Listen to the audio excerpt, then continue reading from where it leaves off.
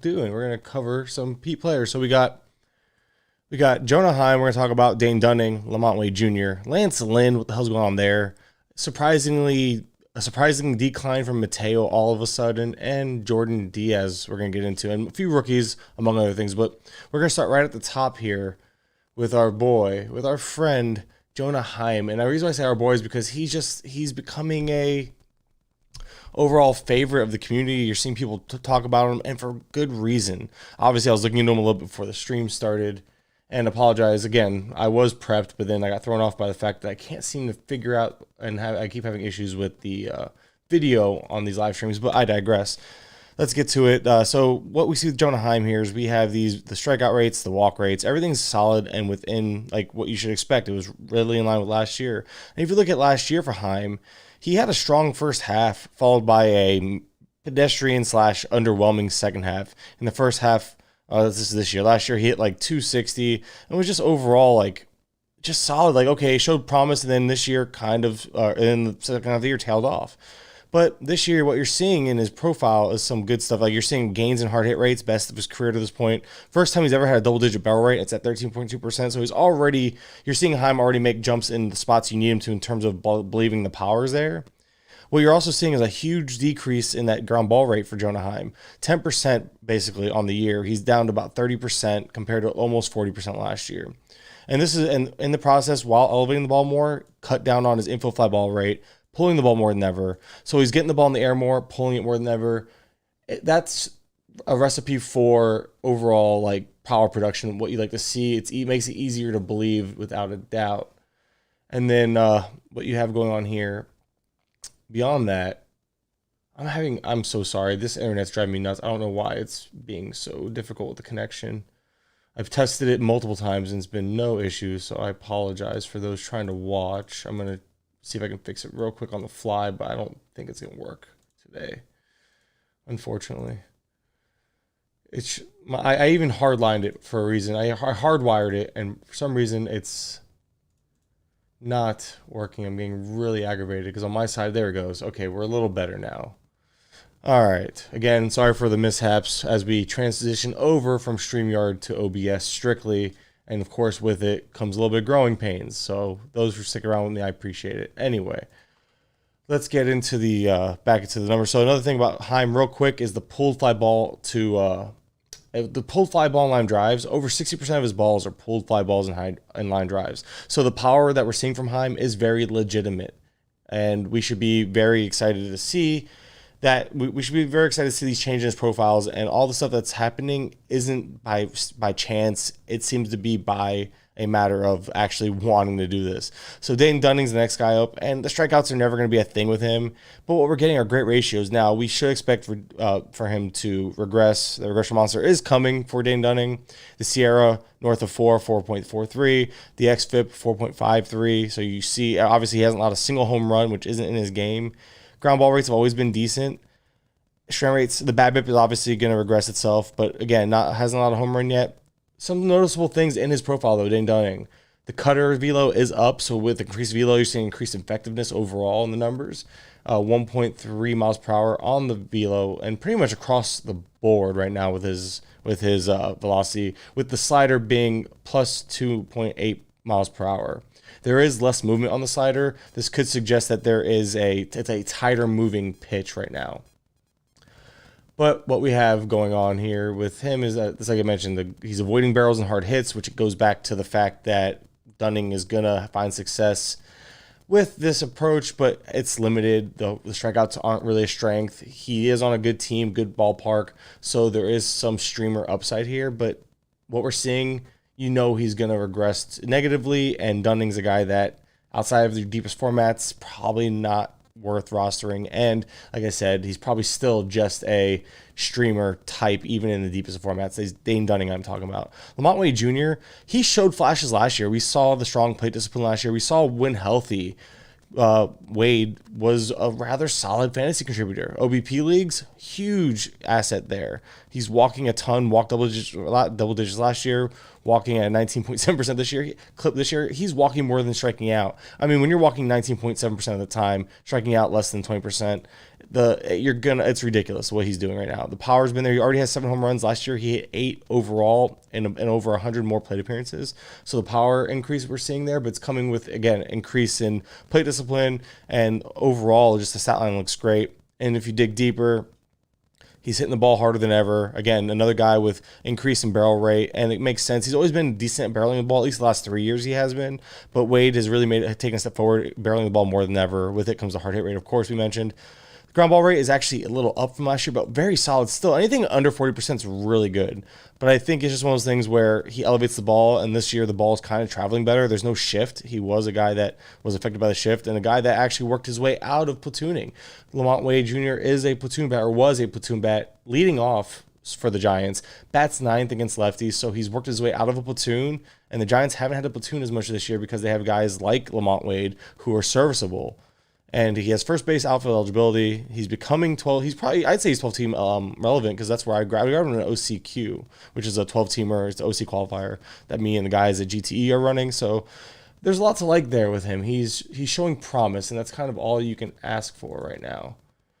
And in terms of outside of that, though, let's get to some of the guys going negative. Lance Lynn, what is going on with Lance Lynn? I think everyone wants to know that. And honestly, I wish I had a fun answer outside of the obvious that Lynn is simply struggling with home runs right now. Among other things, I mean, ground ball rate's lower than it's ever been. He's been unlucky with the strand rate. It goes back probably with the home runs, probably hand in hand. And if you go look at his games when he's 7 innings, 5 earned runs, 8 Ks or 10 K, he's just missing his spots, and the command is a little off, and that shows because, look, it's the highest walks per 9 he's had since, 2018?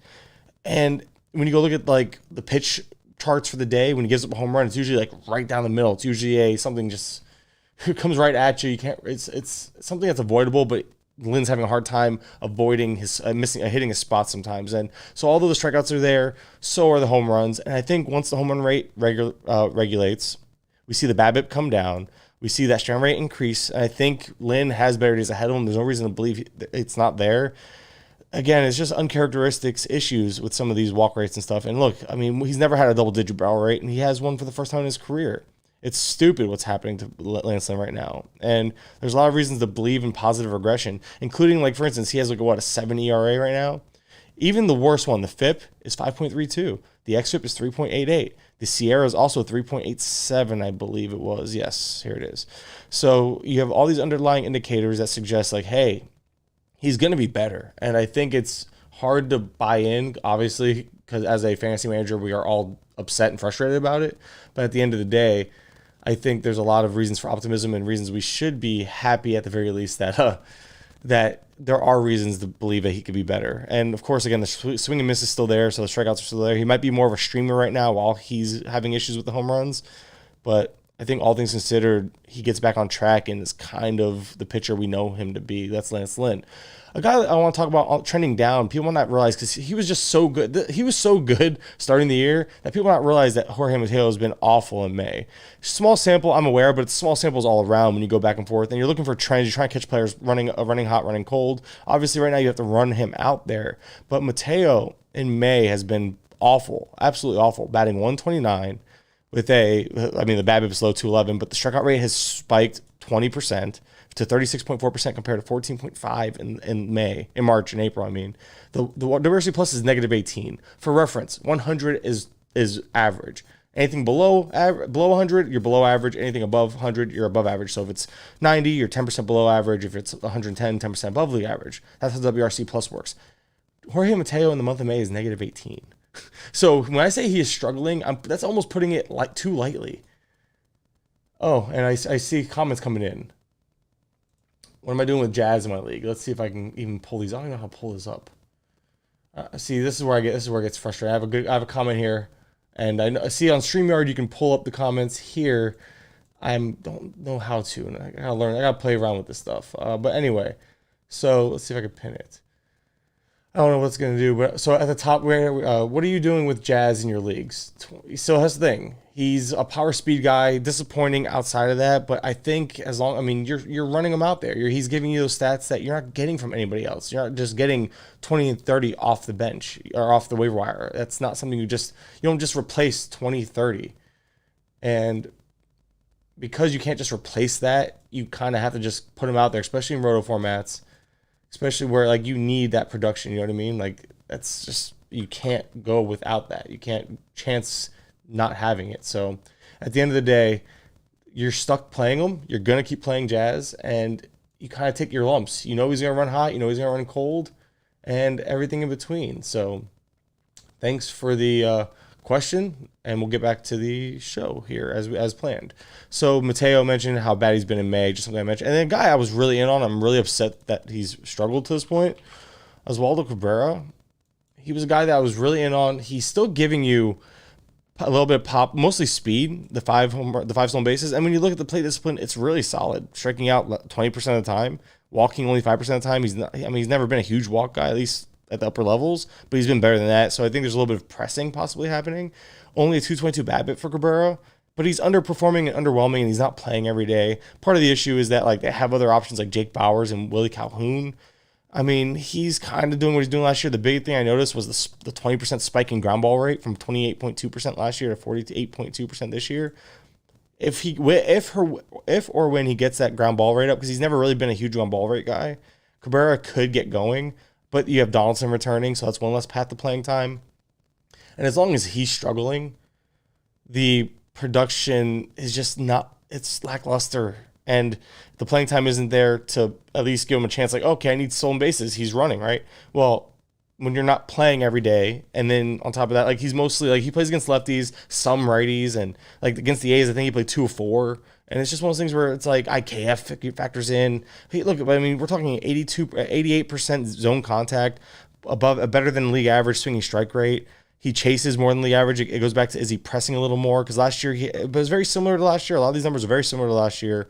The biggest thing being the ground ball issues. And I think once he elevates the ball, we see better production.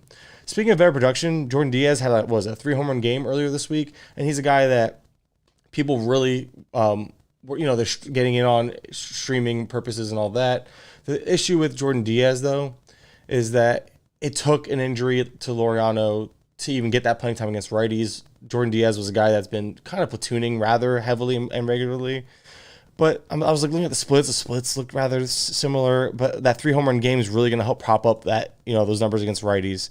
Because I think it was against righties that day. And he's been playing ever since, and we'll look at the lineups, and we're going to get into playing time today, see if Laureano returns, see if that lineup's even out yet. But that's the thing. You have Seth Brown returning. You have a playing time question mark as it was leading into that injury to Laureano. I'm questioning how much we should be buying into this playing time. I think we have to see it carry over when it matters, when these guys return. Speaking of another JJ Bleday, where I think we talked about him on the last show, and if not, I talk about him on Bubba's podcast. And Bleday, he's showing a lot of promise. He's a former top prospect, and he's shown a lot of growth in the plate discipline. Now, the walks haven't been there yet, but I think it's just a matter of maybe attacking pitches early on, which I can look that up in a second. But you're seeing the strikeout rate, a huge dip there. The power's producing. He's always had the power. So as long as he's hitting, I'm wondering how this outfield's going to, because obviously Esteury Ruiz isn't going anywhere.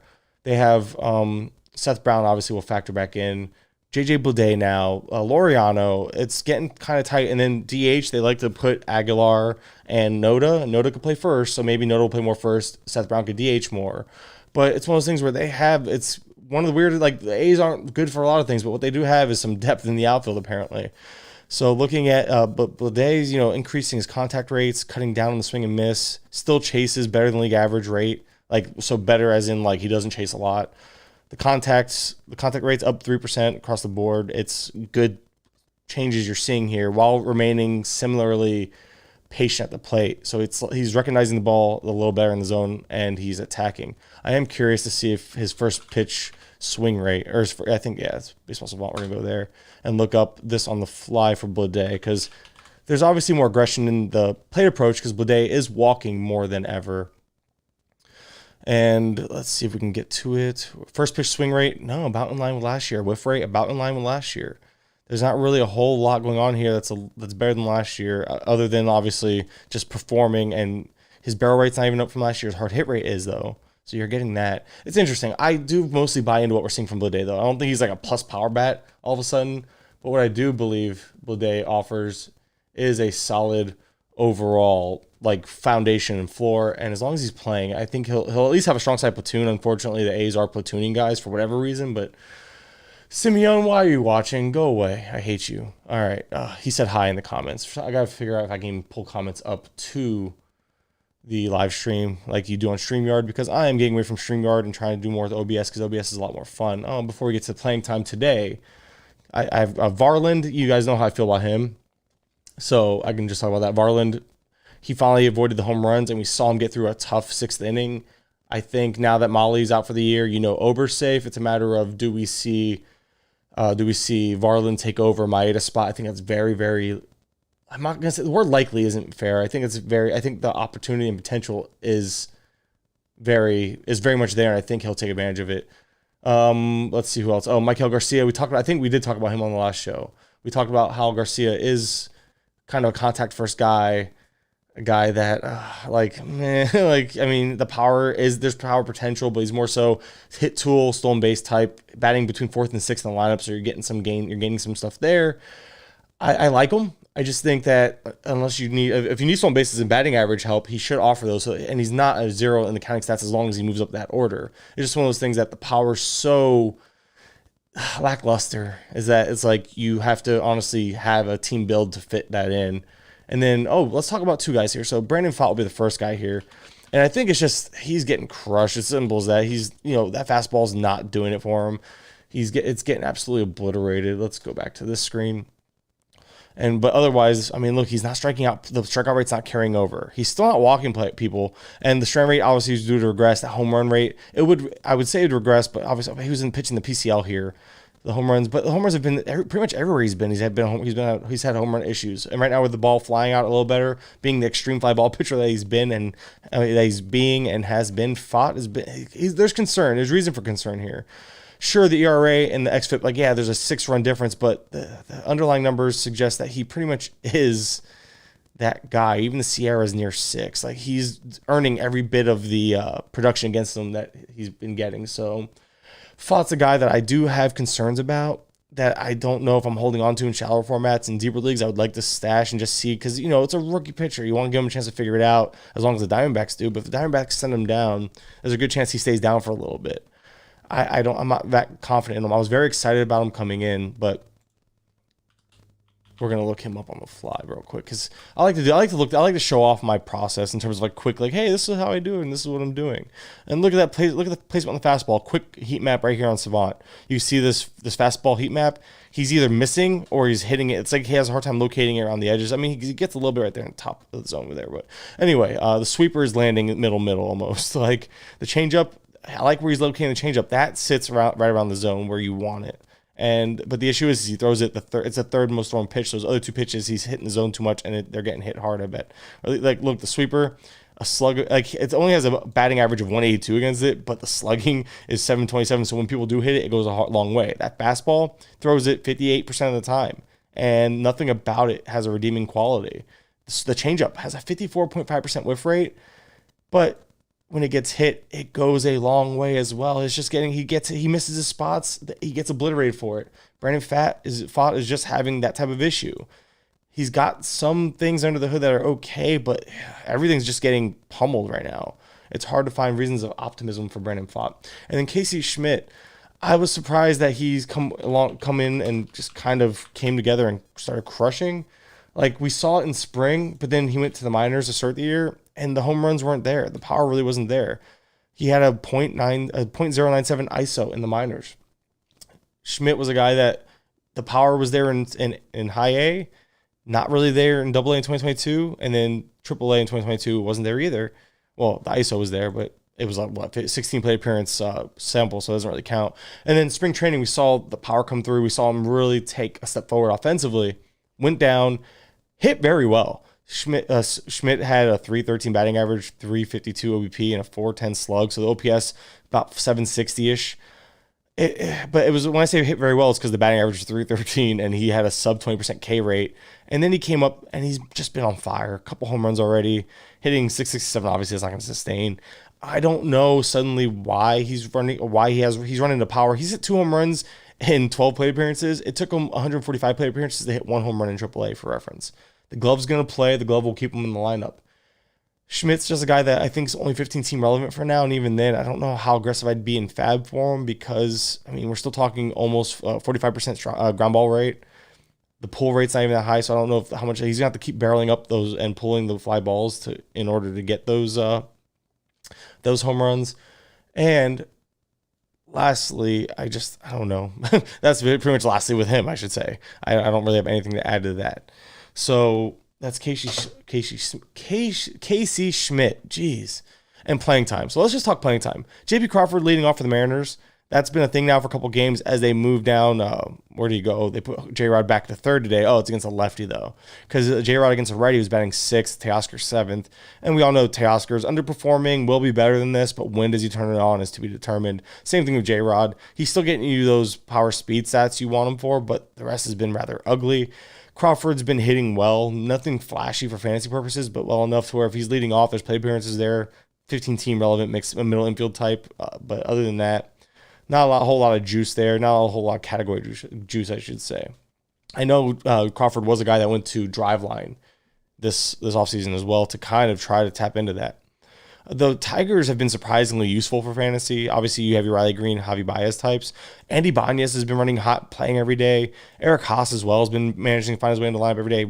He can run hot and cold. He has some big pop in that bat. But they're facing a lefty today, so you have to know that like this team also platoons a ton. You have guys like McKinstry still factoring in versus righties and such. So you have to know the platoons here, know the matchups before you take a look at the Tigers. But interesting that they've been actually performing well. Nick Senzel's batting 5th against a righty. He's earning his way up the lineup. He bats like 2nd, I think, against lefties. But Senzel's also playing third base. And okay, this is what I want to see. So Friedel's out, and they replaced him with Fairchild yesterday. And Fairchild's in the lineup again today, so I guess that is Fairchild's spot for now until they need to call these kids up, though. They have these young guys full of upside and potential that we should be seeing them come up sooner than later.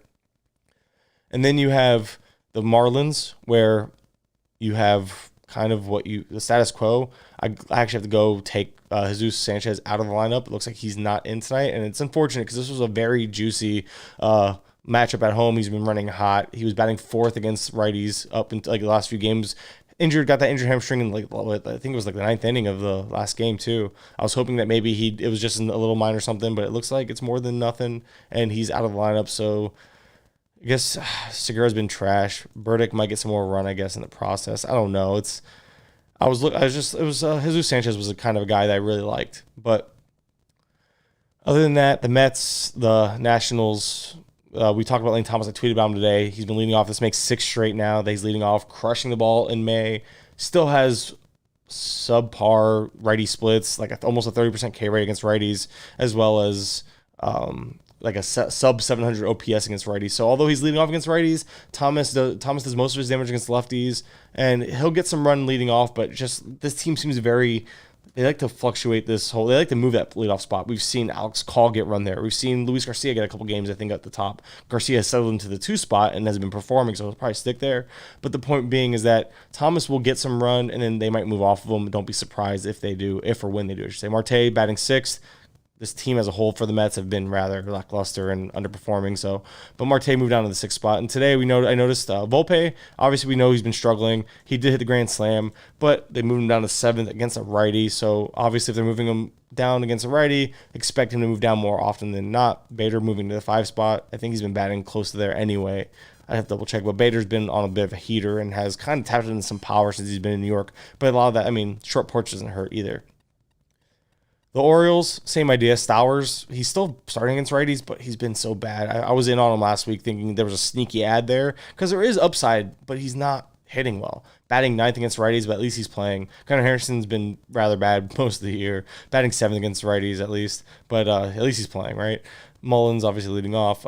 Pirates kind of constantly mixing pieces. Sawinski's still playing most of the time, but has cooled way down since that little 2-week hot streak we saw.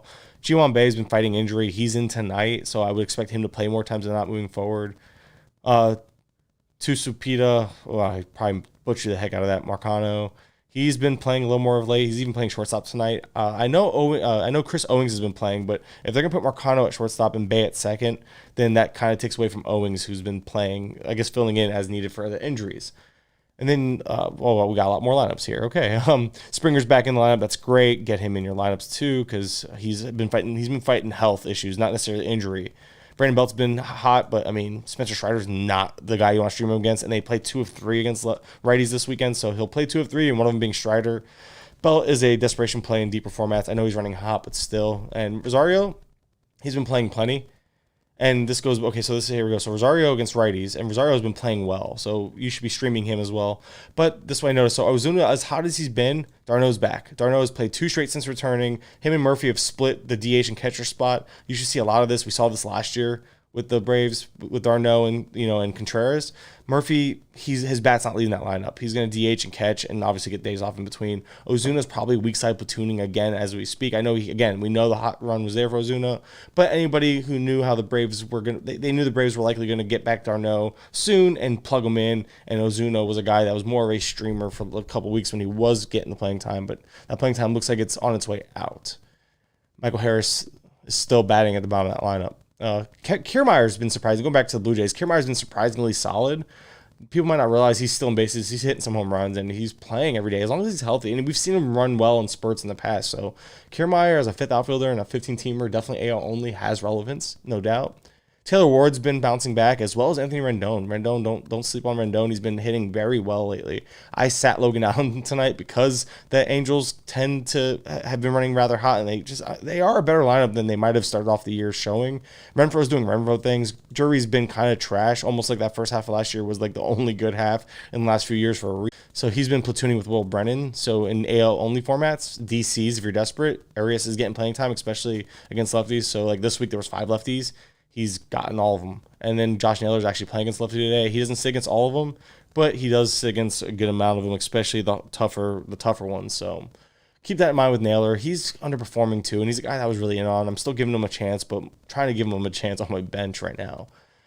Let's see so the Cardinals are a mess, but lefties, there's 2 out of 3 lefties this weekend. You should see Tommy Edman leading off 2 out of 3 games. Newbar still plays every day against lefties and righties, so he's going to play, but the weekend might be a tough stream for him. Could be considered sitting.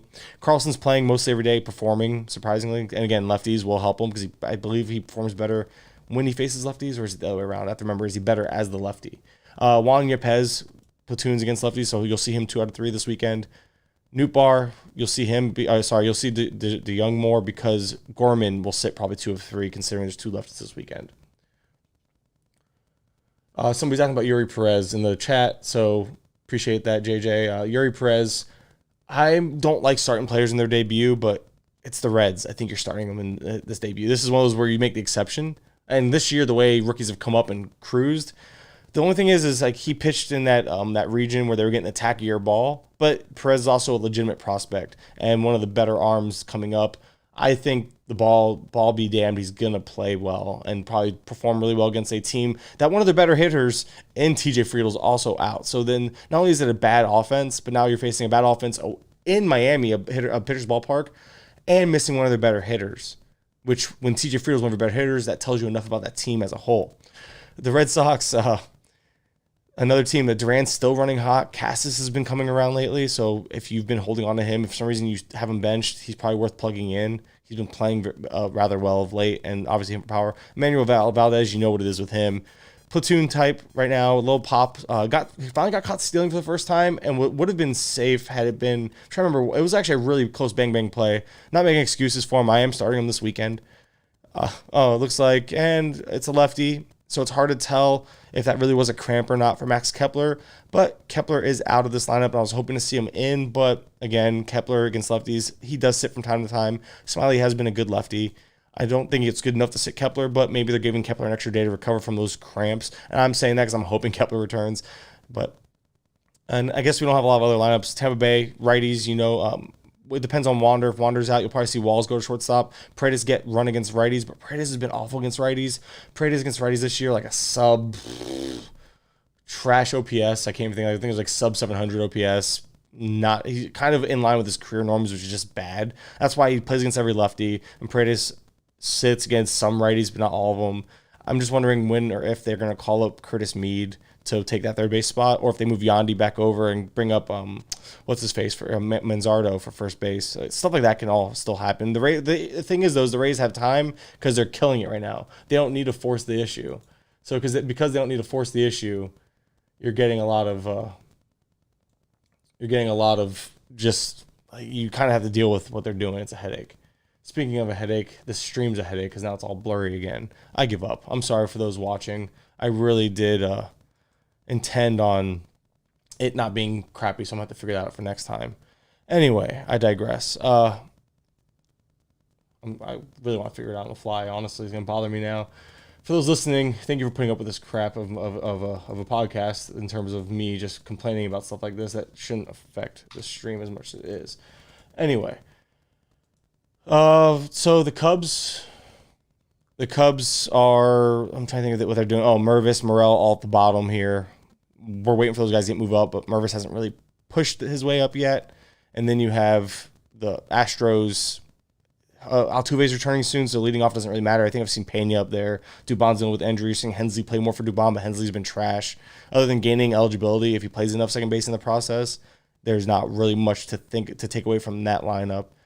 The White Sox, Gavin Sheets is still someone you're streaming. The power hasn't been what we've expected, but the playing time is there. Hanser Alberto has been actually oddly great of late, and I know Moncada's he's supposed to be back today, so we'll see. If he's back, then you can kind of probably expect Alberto to return to a lesser role, but if Alberto's in there, he's sneaky. Maybe DFS players, he's been good and surprisingly good. The Brewers are still very heavy platoon.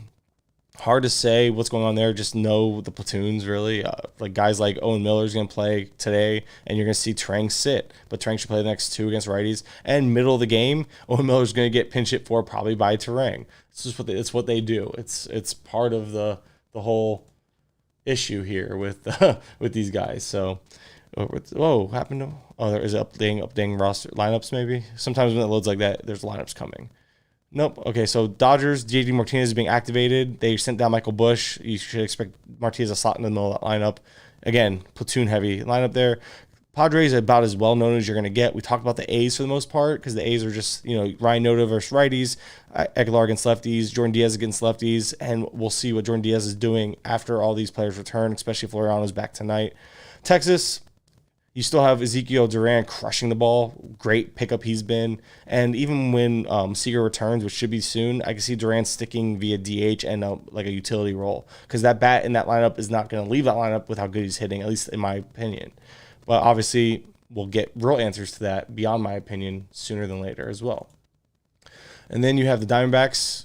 Dominic Fletcher has been playing every day, hitting very well. Not really a lot of power, speed, no real category juice otherwise, but he's playing every day, not in a platoon compared to other lefties that have been platooning for this team.